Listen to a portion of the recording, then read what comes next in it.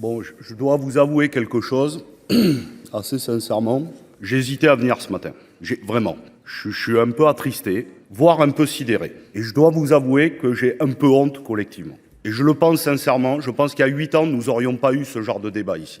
Quand on fait d'affilée Mayotte, remise en cause du droit du sol, le 51e fois sur l'excuse de minorité et la justice des mineurs, la laïcité dans le sport, restreindre l'AME ou encore bientôt le débat sur restreindre les prestations sociales, je pense que vous donnez à chaque fois le point à l'extrême droite. Et je vous le dis, chers collègues, je pense que vous vous ferez avaler. Parce qu'ils ne vous reconnaîtront pas en réalité ce que vous essayez de porter. Ils le reconnaîtront à l'extrême droite. Mais je pense que nous allons tous nous faire avaler. Et ça, c'est un problème. Écoutez bien, on sait quand arrive l'extrême droite au pouvoir, on ne sait jamais quand elle part et comment elle laisse l'état de la République. Vous pourrez faire toutes les lois d'interdiction, restreindre.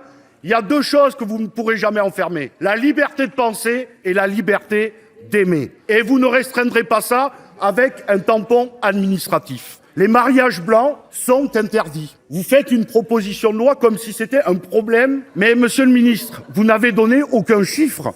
Ici, écoutez, on se base sur les faits. On n'est pas sur un plateau télévision de désinformation à la CNews. Donnez-nous les chiffres.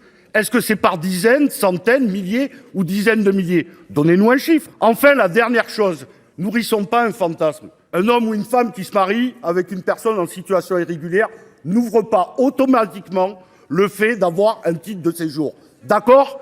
Ça n'ouvre pas automatiquement le fait d'avoir un titre de séjour. Donc la question est ailleurs. Et je vous dis, chers collègues, je pense que sincèrement, c'est trop. Et si nous continuons sur cette pente et à ne pas s'occuper des véritables problèmes, la question du réchauffement climatique, la question sociale, vous vous ferez avaler, mais pire, nous avalerons tous. Et dans 3 ans, nous serons confrontés à un autre problème. Et là, vous porterez une responsabilité parce que vous avez ouvert une fenêtre d'Overton et permis que ces idées, elles prennent place dans la société, mais aussi dans cet hémicycle.